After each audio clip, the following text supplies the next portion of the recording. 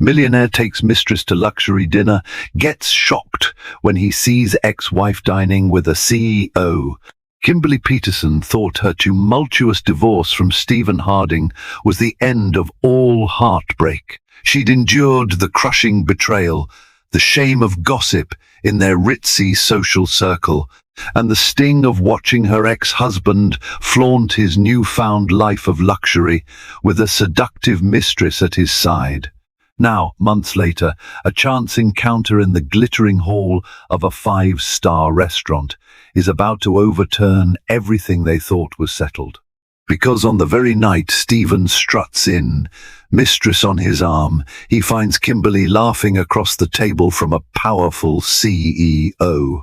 Sparks will fly, old wounds will tear open, and shocking secrets will surface.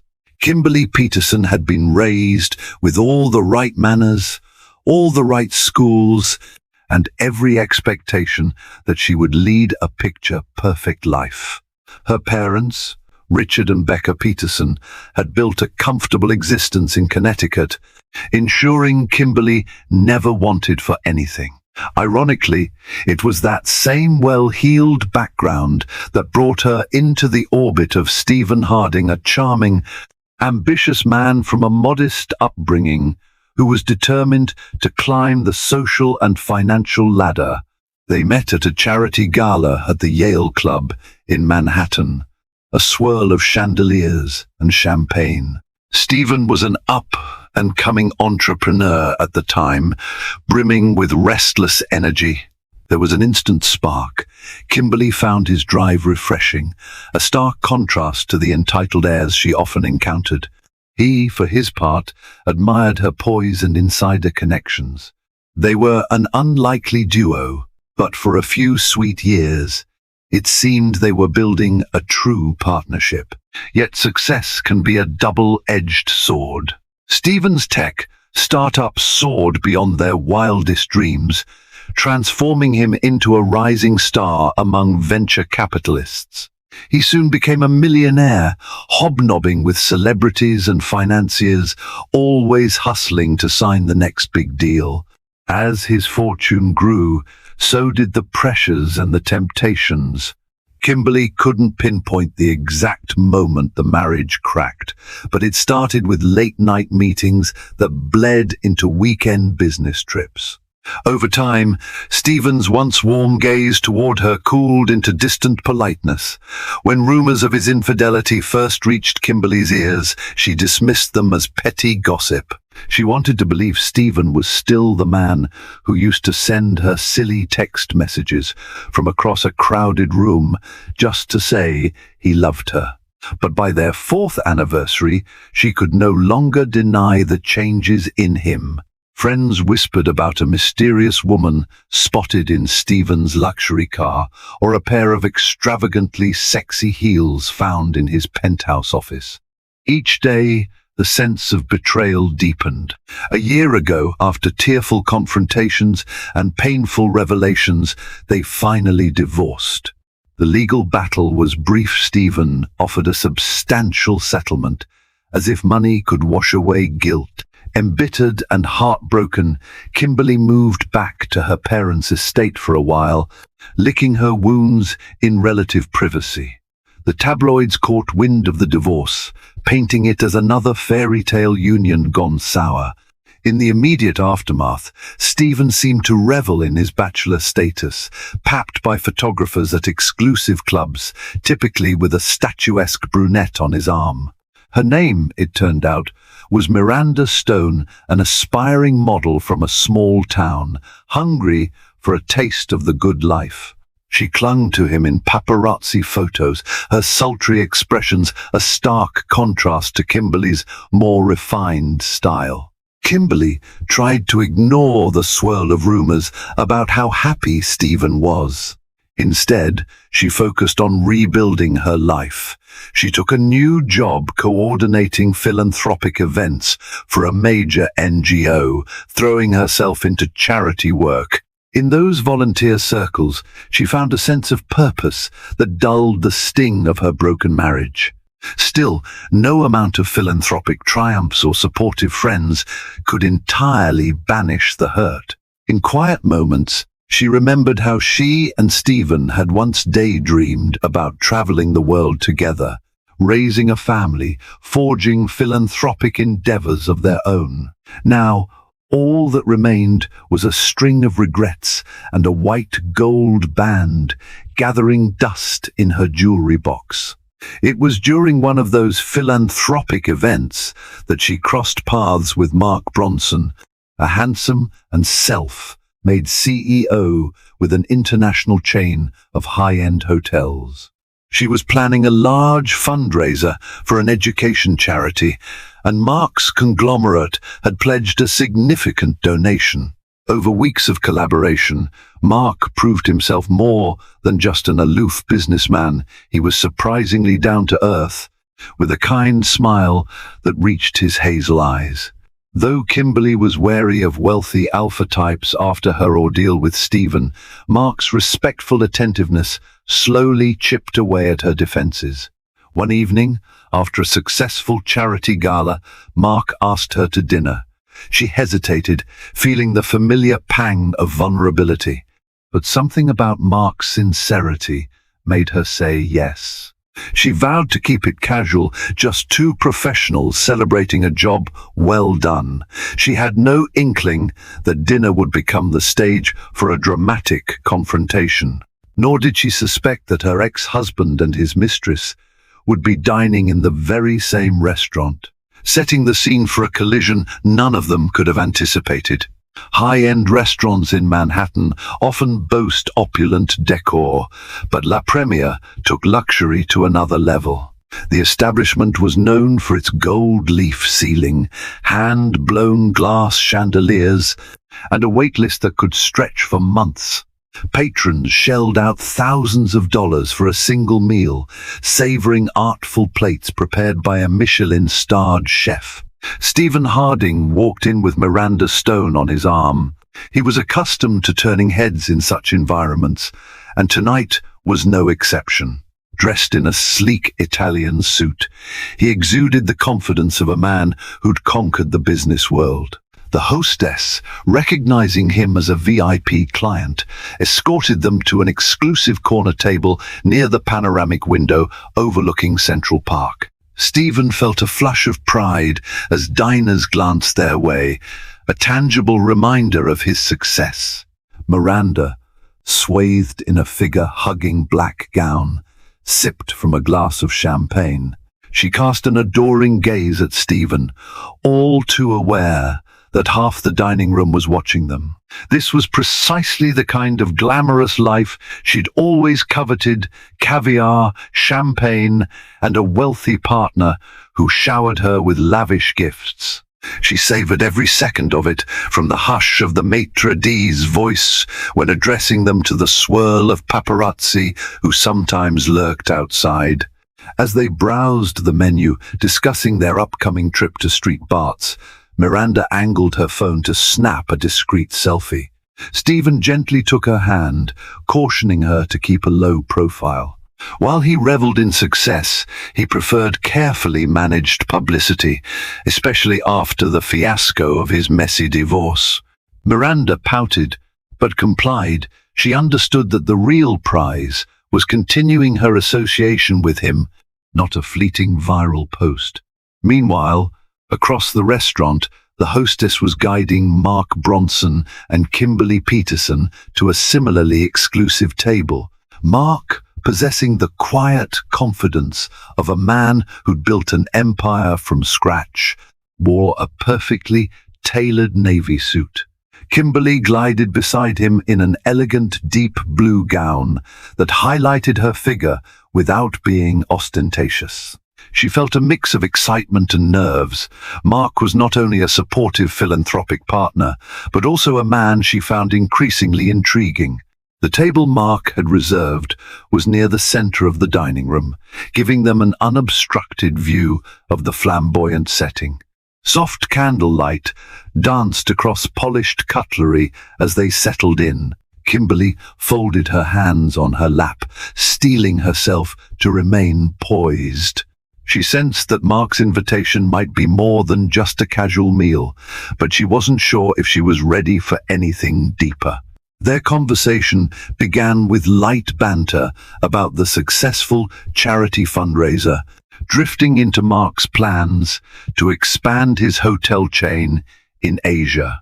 Kimberly chimed in about philanthropic outreach in those regions, her eyes lighting up as she described potential partnerships. Mark found her passion infectious. It was a refreshing change from the many gold diggers he'd encountered in his climb to CEO status. Halfway through their amuse-bouche, Mark offered her a toast. "To you, Kimberly," he said, "for reminding me that business can be about more than profit. You've helped me see how much good we can do for education worldwide." Kimberly's cheeks warmed. "You give me too much credit, Mark. I just help connect the right donors with the right causes." Their glasses clinked softly, and for a moment their eyes locked in an unspoken acknowledgement that something deeper connected them than professional synergy. Kimberly felt her heart flutter, a sensation she hadn't experienced since well before her divorce. Perhaps she was ready to explore new possibilities after all. On the opposite side of the restaurant, however, tensions were brewing. Miranda, scanning the room with the practiced cunning of a social climber, stiffened. She thought she recognized someone. Leaning across the table, she murmured to Stephen, "Is that your ex-wife over there? By the center arrangement?" Stephen's gaze followed Miranda's pointed look.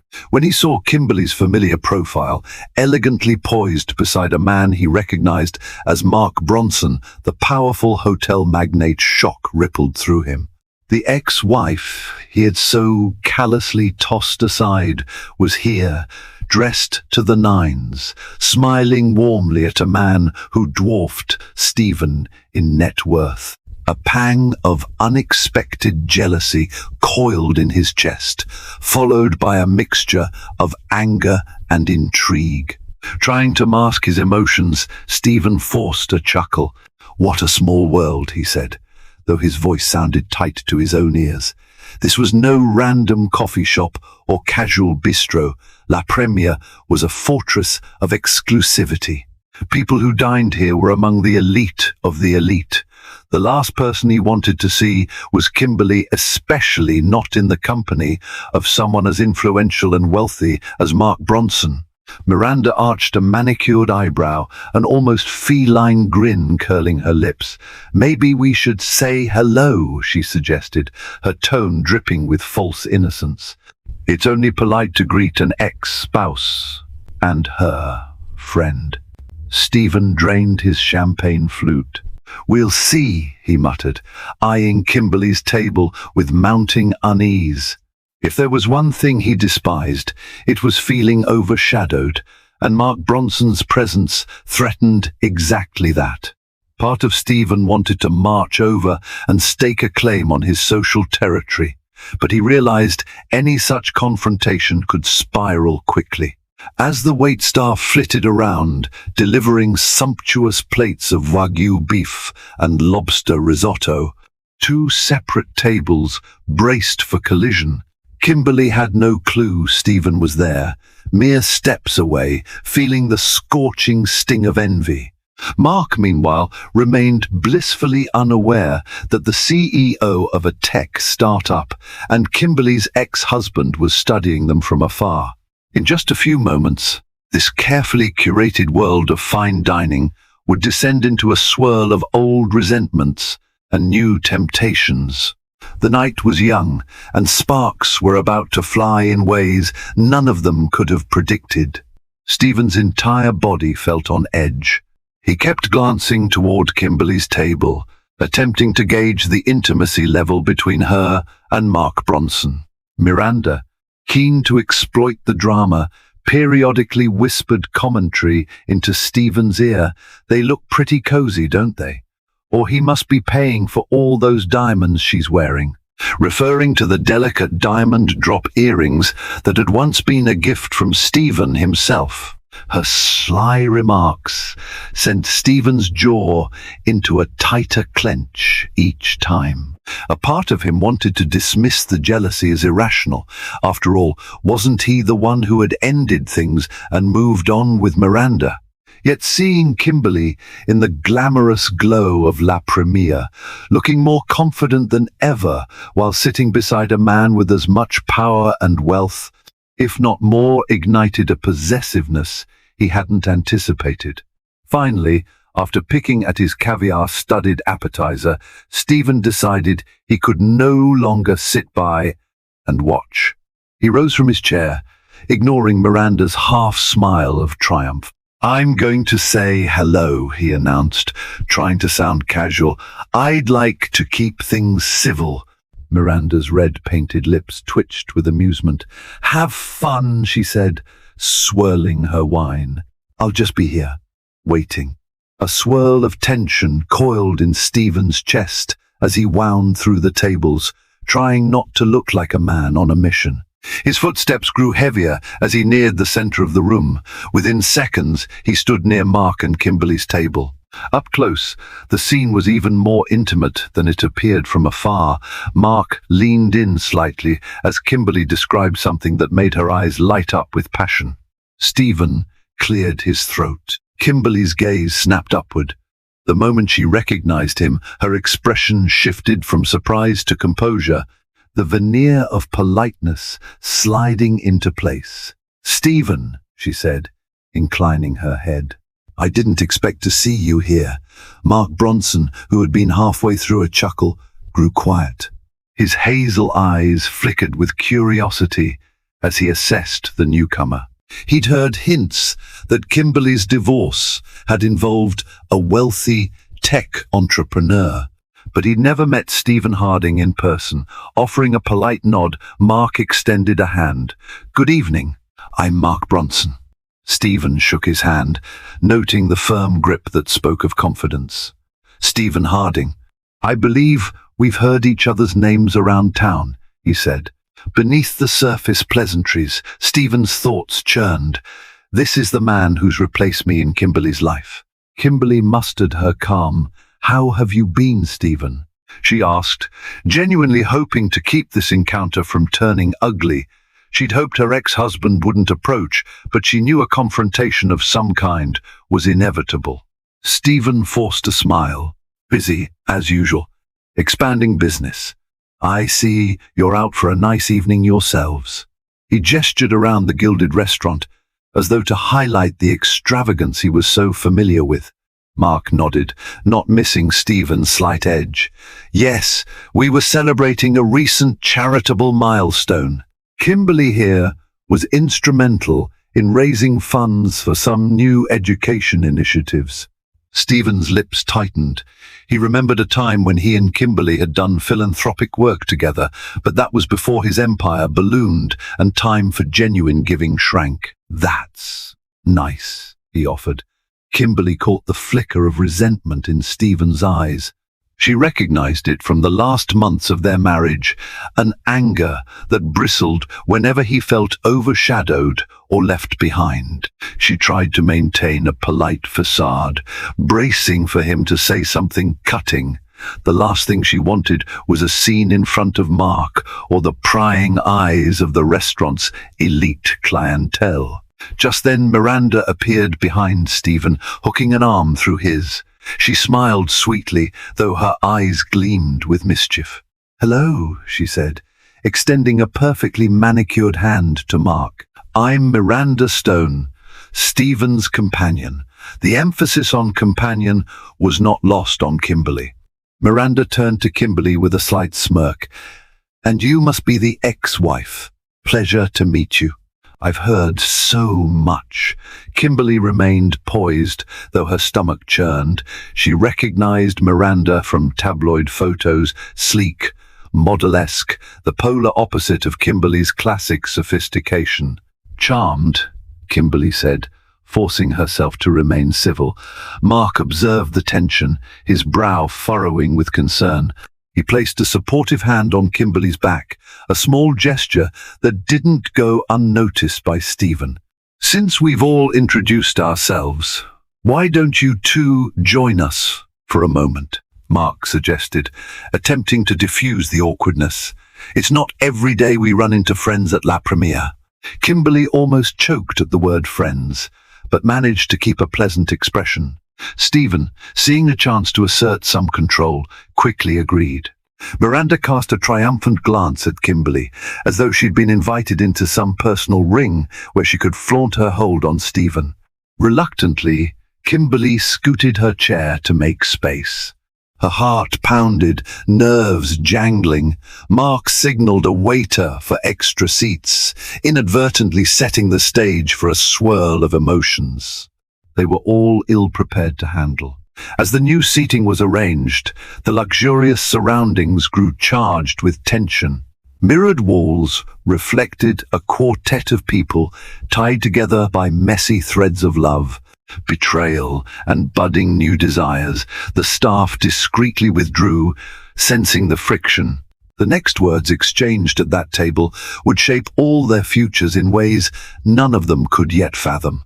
With the four of them gathered around a single candlelit table, La Premiere's opulence felt too close, too intense, like a gilded cage.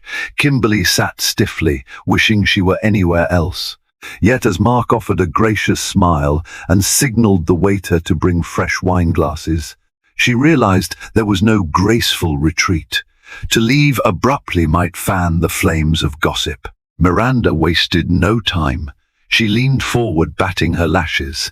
"This place is absolutely stunning," she cooed, as though reciting lines in a play. "Stephen and I come here often, don't we, darling?" Stephen nodded curtly, his thoughts visibly elsewhere. He kept glancing toward Mark, sizing him up, comparing their suits, their presence, even their mannerisms. His heart pounded with the raw, unexpected jealousy he felt at seeing Mark's protective stance toward Kimberly. Trying to salvage some civility, Mark cleared his throat. "I've heard the chef here is crafting a new tasting menu soon. Perhaps we should sample it sometime," he suggested, directing the comment more toward Kimberly. Kimberly forced a polite nod. She noticed Miranda studying Mark's watch, an exquisite Swiss timepiece worth more than some people's yearly salaries, and felt a twist of annoyance. She's probably measuring him up the same way she sized up Stephen, Kimberly thought. That realization sparked a flicker of empathy for Stephen. Had Miranda latched onto him just as soon as his star began to rise? Yet, was that empathy enough to overshadow the pain of their past? Hardly. Miranda took a dainty sip of champagne. "Mark," she began, faking casual interest. "It's Mark Bronson, right? CEO of the Bronson Hotel Group?" Mark nodded, the corners of his mouth tightening just a fraction. "That's correct. And you must be forging quite a path in the modeling world, I've heard." Miranda's eyelashes fluttered. "Oh, well, I dabble in print ads here and there. I'm mostly devoted to philanthropic causes with Stephen." She paused, letting the words sink in, much like Kimberly used to do with him. The jab was subtle, but the message was clear. "You're old news, Kimberly. I've taken your place." Kimberly's cheeks burned, but she maintained her composure. She refused to stoop to catty remarks, even if her stomach churned with anger. Mark gently tapped Kimberly's hand under the table, a small gesture of reassurance. She appreciated it more than words could convey.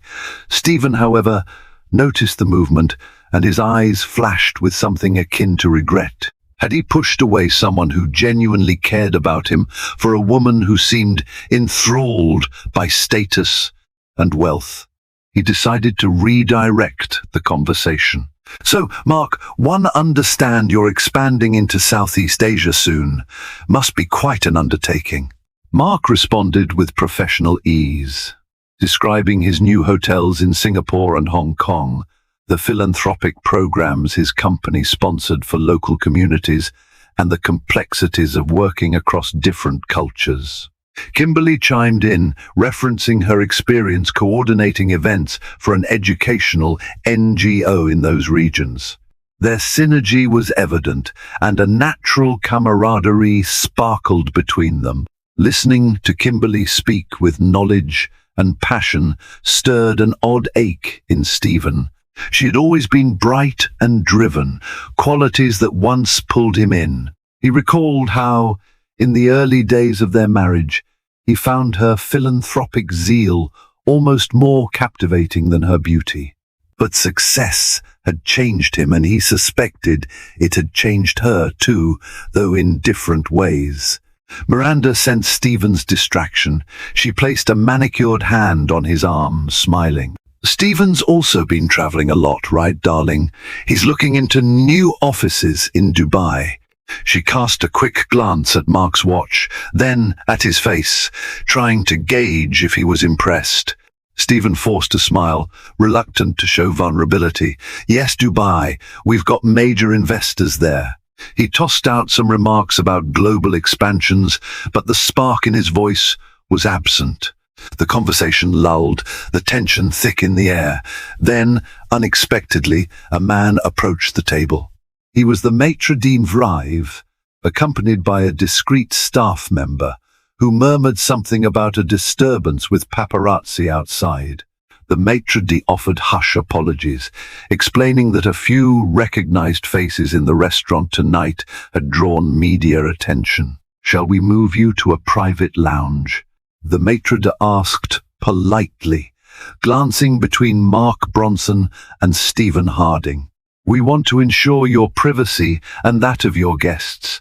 Kimberly's heart skipped. She knew any paparazzi photos of the four of them together could spawn a tabloid frenzy. Mark glanced at her, reading her concern. "We'd appreciate that," he replied. They rose, the staff leading them through a side corridor into a more secluded, plush lounge area enclosed by velvet curtains. A grand piano stood in the corner, unoccupied, while soft jazz piped through hidden speakers. The lighting was dimmer, intimate, heightening the sense of claustrophobia.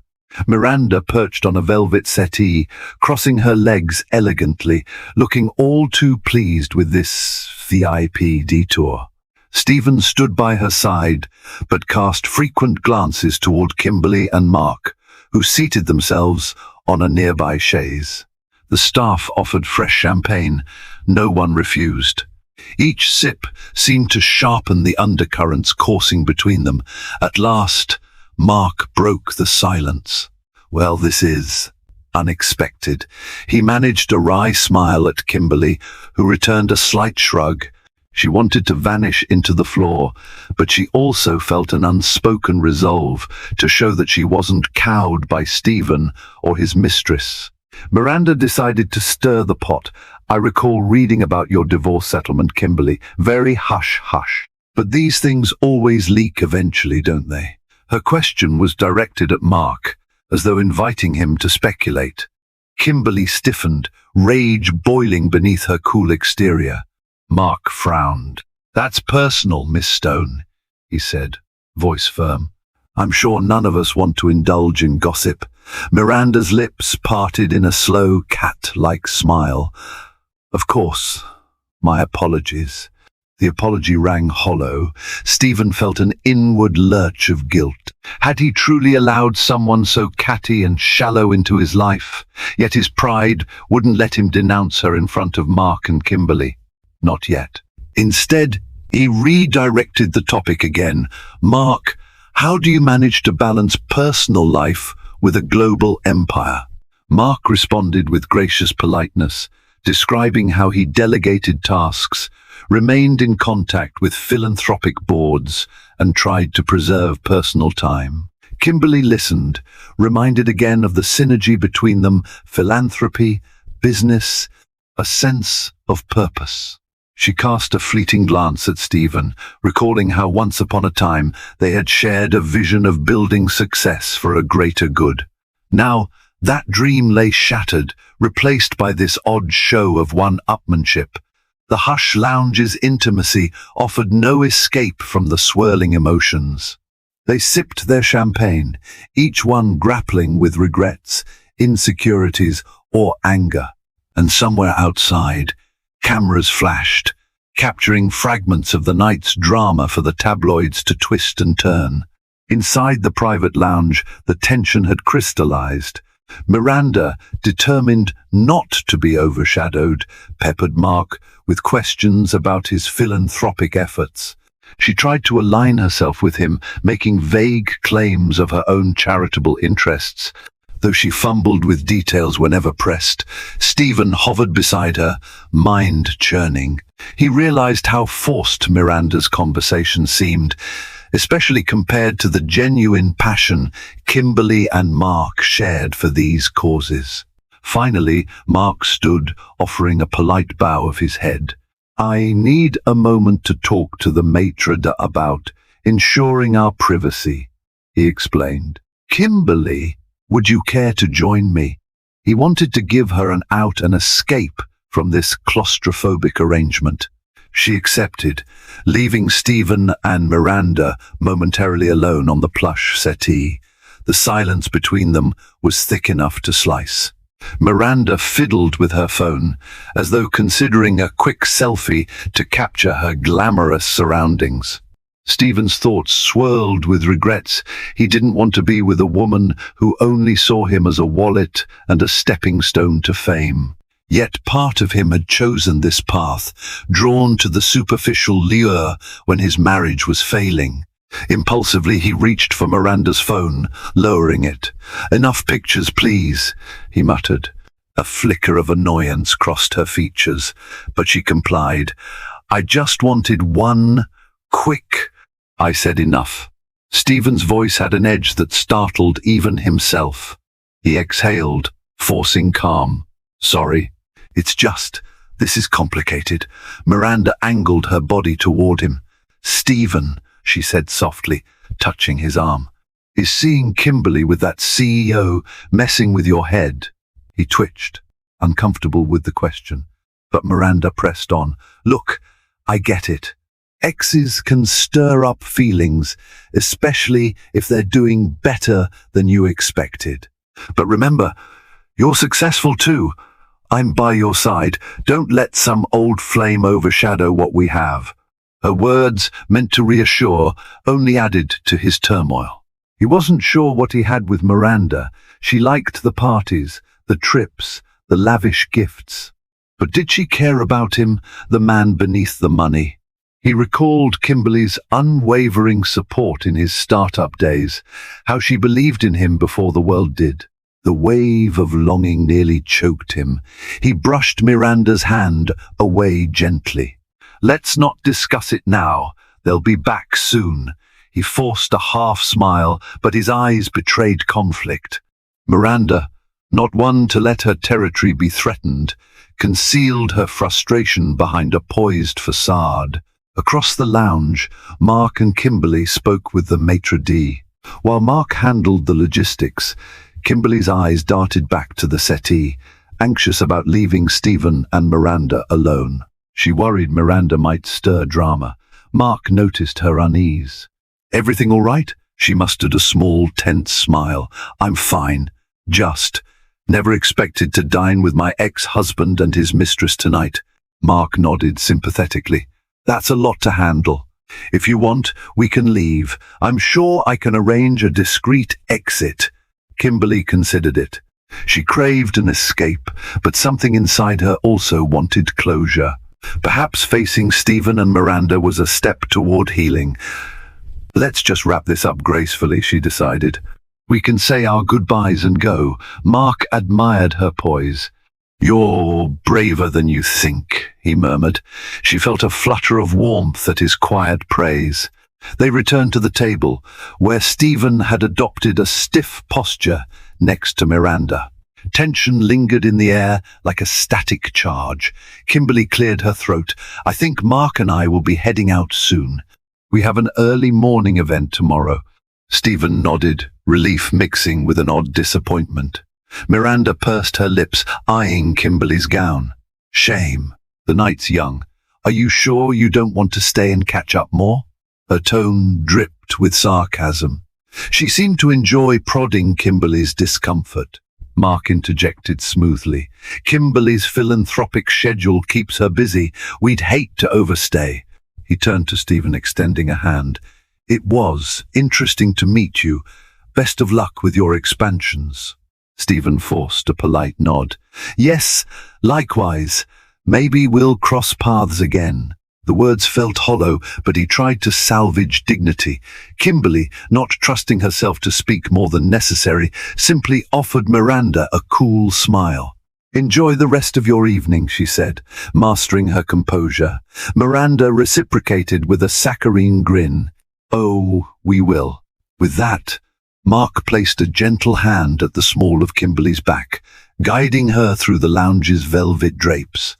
A staff member led them to a discreet exit, away from paparazzi. As they slipped into the elevator, Kimberly breathed a shaky sigh of relief. Mark studied her profile. You're handling this with remarkable grace. I know it's not easy. She gave him a wry half-smile. I appreciate you stepping in. If you weren't there, I might have lost my cool. An unspoken gratitude flickered between them, a sense that Mark was more than just a philanthropic partner or dinner date. He might be a quiet ally in her pursuit of healing. Meanwhile, in the lounge, Stephen signaled the staff to bring him a stiff drink. Miranda rubbed his shoulder in what she deemed a comforting gesture. He stared at the empty corridor where Kimberly had disappeared, a turmoil roiling in his chest, jealousy, regret, and an oddly protective longing. Miranda, sensing his mood, cooed softly, Don't dwell on your ex. We have a flight to Street Bart soon, remember? Let's focus on us. Stephen tore his gaze from the drapes, forcing a half-smile. Yeah, us. But in the back of his mind, Kimberly's poised face haunted him. He had once had her support, her love. Now, she was forging a new path with a man who seemed to appreciate every aspect of her. The finality of it gnawed at him, a reminder of the cracks he had allowed to form in his once promising marriage. As the lounge's low jazz tunes resumed, two very different couples wrestled with unspoken truths. One pair left the shimmering walls behind, stepping into a city full of infinite possibility. The other remained, anchored to illusions of a glamorous life, but burdened by a growing suspicion that everything glittered far less brightly than before. The tabloids wasted no time fueling speculation about the unusual four-way dinner at La Premiere. By the next morning, social media buzzed with photos of Mark Bronson escorting Kimberly Peterson out a side door, while Stephen Harding and Miranda Stone lingered behind. Various outlets spun their own narratives. Wealthy tech entrepreneur caught in awkward run-in with ex-wife and hotel magnate. Or Miranda Stone's icy stare, jealous of CEOs, flirtation with the former Miss S. Harding. Kimberly woke to a string of messages from friends who either offered sympathy or wanted juicy details. She responded politely, stating only that it was a coincidence and that everyone remained cordial. Deep down, however, she could still feel the tension vibrating. After grabbing a cup of coffee, she scrolled through the headlines, vowing not to let the media circus drag her back into heartbreak. She was scheduled to meet Mark at his corporate office that day to finalize a philanthropic partnership. Pausing at her reflection in the hallway mirror, she tucked a stray hair behind her ear. She resolved to keep her composure. Last night's messy entanglement wouldn't overshadow her professional goals. An hour later, she arrived at Bronson International Tower, a gleaming skyscraper that symbolized Mark's empire. The executive reception area boasted polished marble floors and minimalist art pieces. A personal assistant guided her to Mark's private meeting room. She expected a formal atmosphere, but Mark greeted her with a warm smile. Kimberly, thanks for coming. Let's sit down. They discussed the planned scholarship fund, the distribution of resources, and a timeline for official announcements. Despite the businesslike topic, an undercurrent of personal concern simmered. Eventually Mark broached the subject. "How are you holding up after last night? I hope the media hasn't swarmed you." Kimberly sighed. "The tabloids love to spin narratives, but I'll manage. I just appreciate your support. It could have been ugly if you hadn't been there." Mark's expression softened. "You know you can rely on me. And I'm sorry you had to face that. It's never easy running into and especially one with a complicated history." She gave a grateful nod.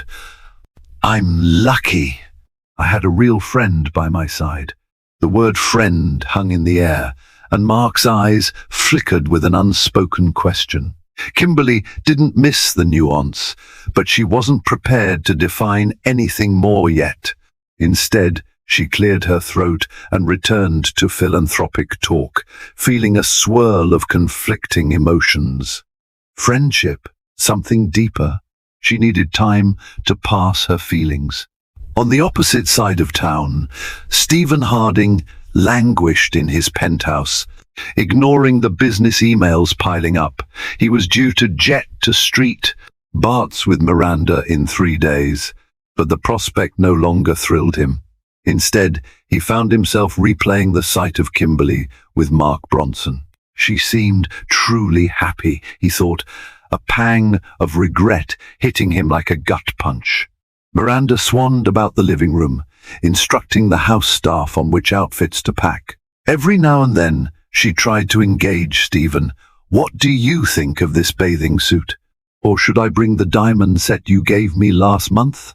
He'd give half-hearted replies, stirring a growing dissatisfaction within her. She sensed his heart wasn't in the upcoming trip.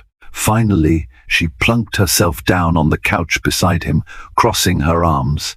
"Stephen, you've been moody ever since we left La Premiere. Is it Kimberly? Are you jealous or something?" His knee-jerk reaction was to deny. "I'm not jealous," he said tightly. But even as he spoke, an internal voice told him otherwise. He was envious of Mark's unbridled success, sure, but also of the genuine connection Mark and Kimberly seemed to share. I don't like how the press is twisting things," Miranda huffed. "Let them talk. We've got a flight to paradise soon. Focus on that." She stood, tossing her hair. "I need to pick up some last-minute items on Fifth Avenue. Join me?" Stephen shook his head, feigning busyness.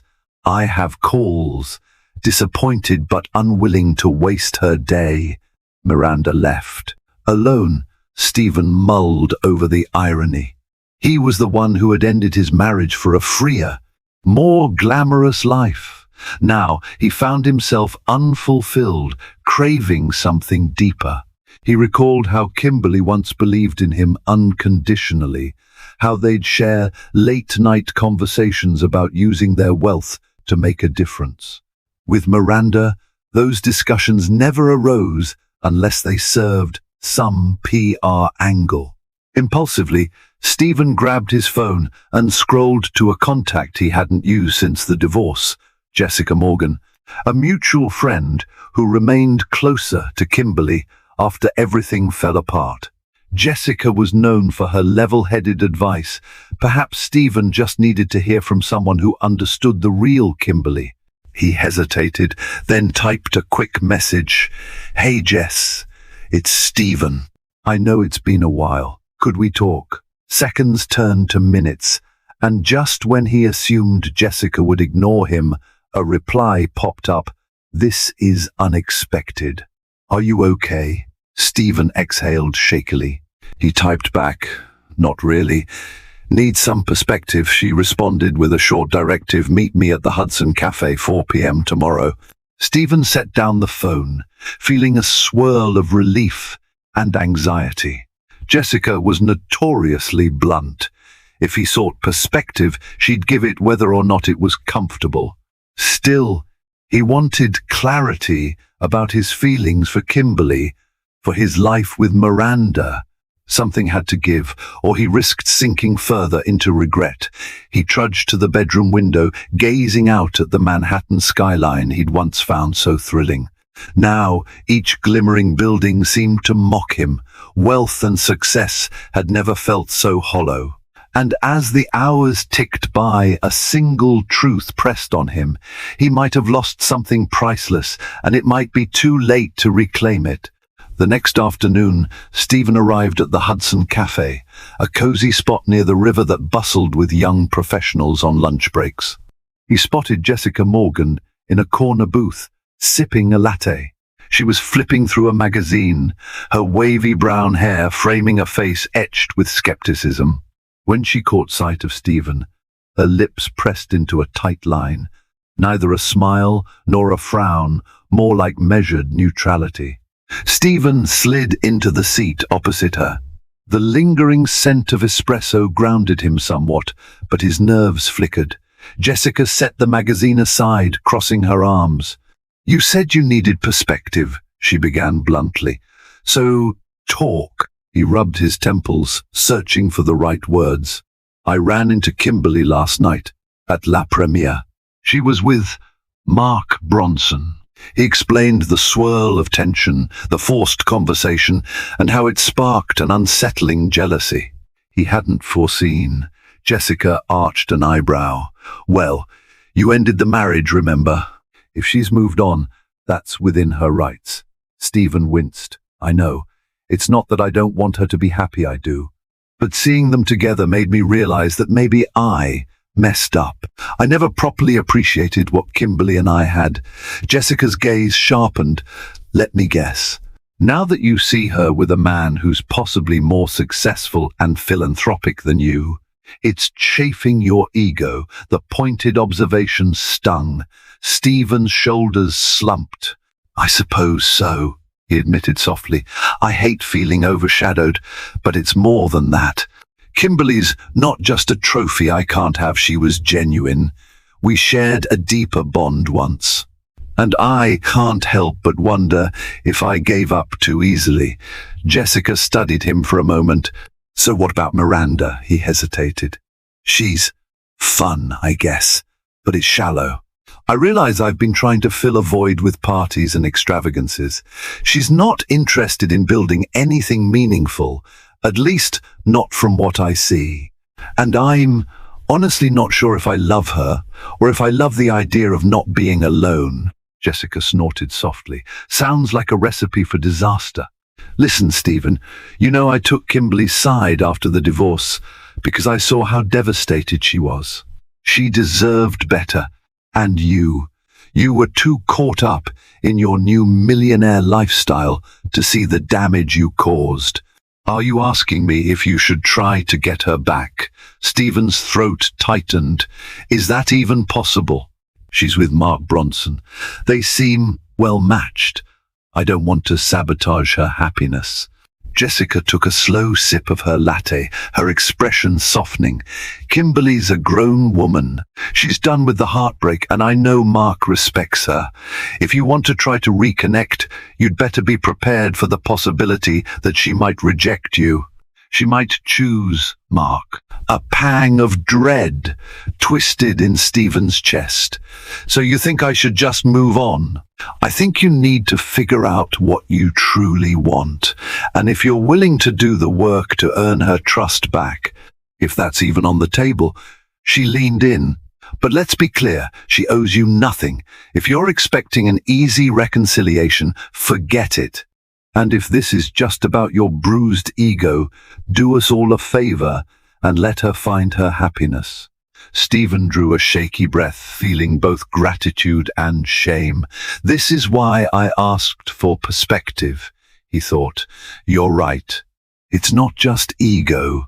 I regret how I let success overshadow what mattered. But I don't want to be the villain in her story anymore." Jessica's gaze was oddly sympathetic. "Then talk to her.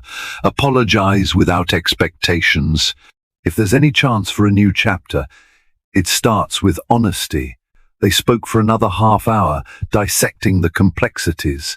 Jessica offered a final caution. "Don't forget, Mark's not some fling.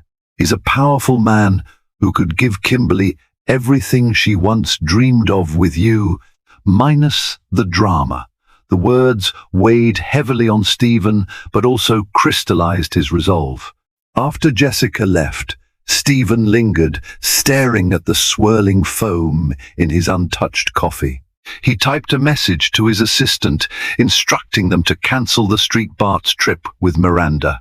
If he was going to face the emotional chaos within, he needed to stop running off to tropical distractions.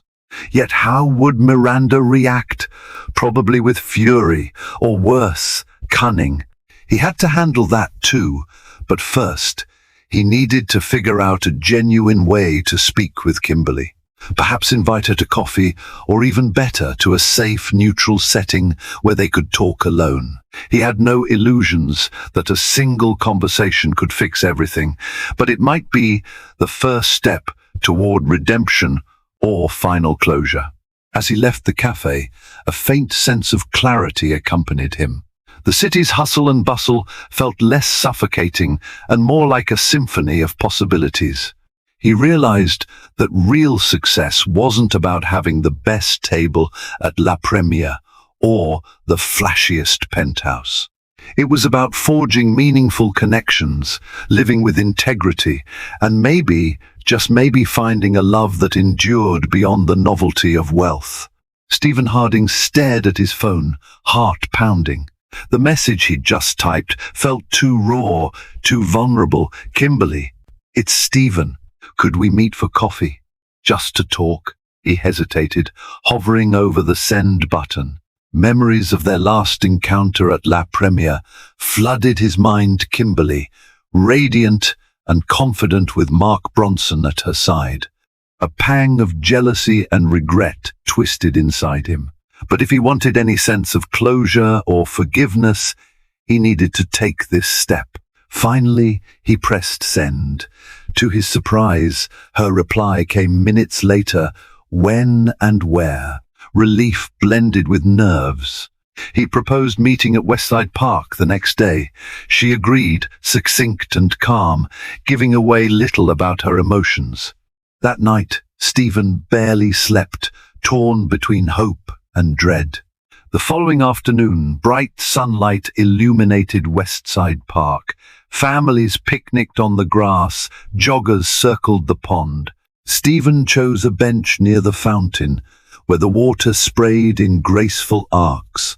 Clutching a latte he could hardly taste, he scanned the crowd. Soon he spotted Kimberly approaching. She wore a simple blouse and jeans, exuding understated elegance. "Thank you for coming," he said softly when she reached him. She sat on the bench, leaving space between them. "I'm curious why you wanted to meet," she replied, her voice steady. Stephen inhaled. For a moment, he thought of all the unspoken regrets that had built up in the months since their divorce.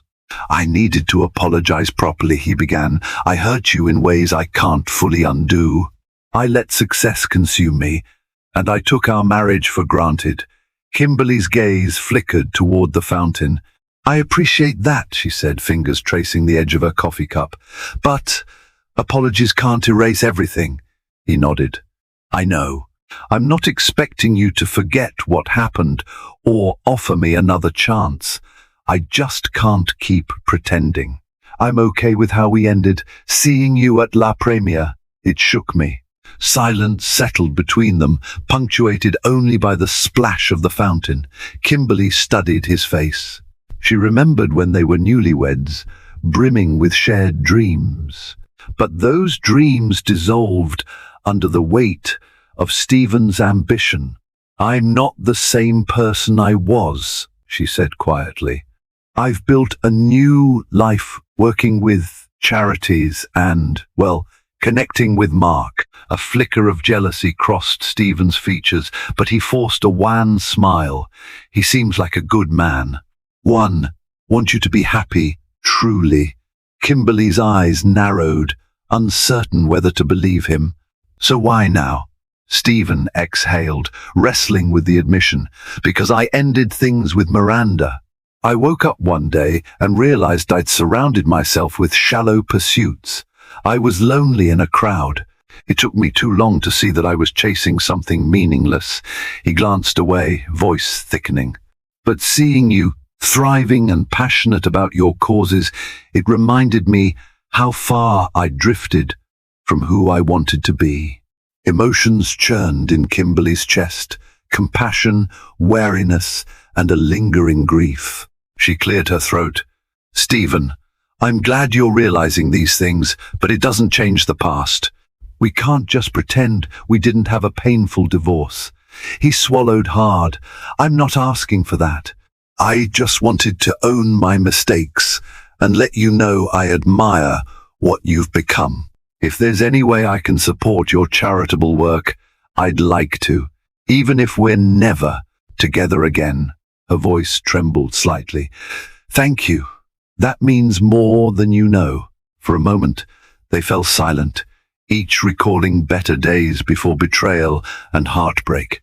A breeze stirred leaves overhead, and faint laughter echoed from the other side of the park. Eventually, Kimberly spoke.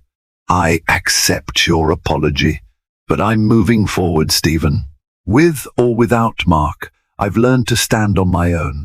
I hope you find your own path too.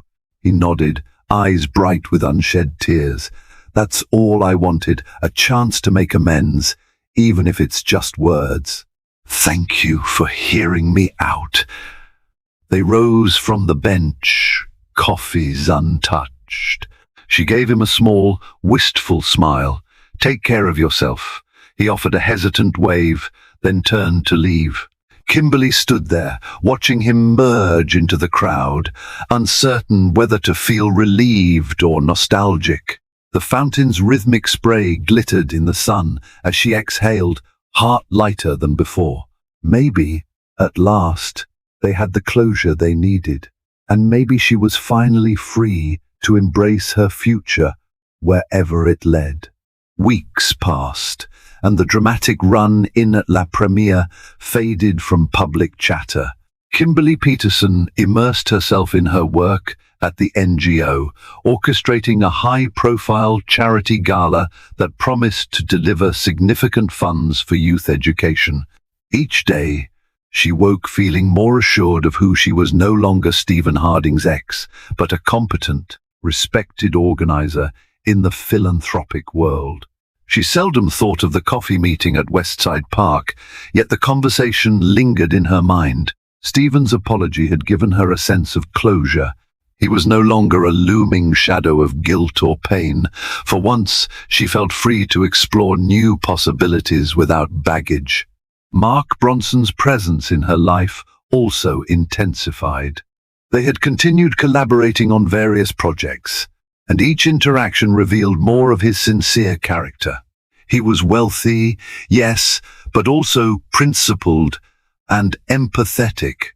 Whenever she felt overwhelmed by event logistics, Mark was there with practical advice or even a comforting hand on her shoulder. Slowly, the lines between professional and personal blurred. The day of the charity gala arrived. Held in the glittering ballroom of a historic hotel, the event teemed with philanthropists, celebrities, and key influencers. Kimberly donned a midnight blue gown, her hair swept into a loose updo. She moved through the crowd, ensuring every detail was perfect. The silent auction, the keynote speakers, the sumptuous dinner service.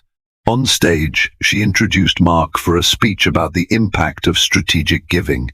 His words resonated with the audience, underscoring how wealth could become a tool for societal good. When the program ended, Mark found Kimberly amid the swirling guests.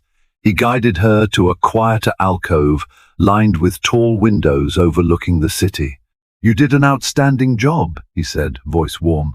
We surpassed our fundraising goal. She exhaled, adrenaline still coursing through her. I'm relieved and thrilled. Thank you for all your support. Without your hotel group sponsorship, we wouldn't have reached these numbers. He smiled, stepping closer. There's something I've been meaning to ask. When all this settles, can I take you to dinner? A real dinner, not a working meal or a rushed bite in between meetings. His hazel eyes brimmed with earnestness. Kimberly felt her cheeks flush. After her divorce, she'd sworn off romance for a while, hesitant to trust again. But Mark wasn't Stephen. He stood before her with genuine kindness, not just charm. She found herself nodding. "I'd like that very much." They sealed it with a shared laugh, the air tinged with promise. A sense of excitement fluttered in Kimberly's chest. Perhaps she was ready for something more than professional camaraderie. Meanwhile, across the city, Stephen Harding stood in front of a modest community center. He'd quietly made a major donation to fund new computers and science kits for underprivileged kids, a cause he and Kimberly once dreamed of supporting together. Now he took that dream forward alone, determined to find meaning in giving back. Watching children excitedly explore the newly equipped rooms brought a rare smile to his face. He thought about Kimberly, wondering if she'd ever hear about this. Part of him hoped she would, not for praise, but for a subtle understanding that he was trying to be the man he should have been all along. Later that evening, Stephen returned to his penthouse to find it quiet, absent the parties and shallow gatherings that once filled it. He prepared a simple dinner, reflecting on how drastically his priorities had shifted. Miranda Stone was long gone off to the next lavish scene, presumably, and good riddance. Stephen realized that maybe being alone wasn't so bad if he could fill the emptiness with purpose, whether through volunteer work, therapy, or forging genuine friendships. 1 month after the gala, Kimberly and Mark sat at an intimate corner table in a little-known French bistro. Unlike La Premiere, this place had no paparazzi lurking, no ornate decor, just soft lighting and excellent cuisine. Over laughter and shared stories, they discovered how much they aligned, from values on philanthropy to personal passions like travel and reading. When they finally walked out, hand in hand, Kimberly felt lightness flood her heart. She glanced at the moonlit sky, remembering the heartbreak she once believed insurmountable. Perhaps life truly could start anew after crushing disappointments. There, under the gentle glow of city lights, she realized she was no longer haunted by the past. She had found a fresh horizon, one shaped by mutual respect, renewed purpose, and the thrilling possibility that this time, love might endure. Thank you for joining us on this emotional roller coaster of love, betrayal, and the rediscovery of purpose. Kimberly's journey reminds us that heartbreak can lead to transformative growth, that true wealth isn't measured by lavish dinners or glittering possessions, but by the strength of our bonds and the sincerity of our intentions. Even when the past collides unexpectedly with the present, as it did at that fateful restaurant, we have the power to shape our own destiny and find a fresh start. If you were captivated by Kimberly, Stephen, and Mark's story, please hit the like button to show your support. Share this video with friends who love poignant, dramatic tales, and be sure to subscribe to our channel for more stories that explore the depths of love, ambition, and redemption. Your engagement keeps our channel thriving. Thank you for watching, and we look forward to bringing you more riveting drama soon.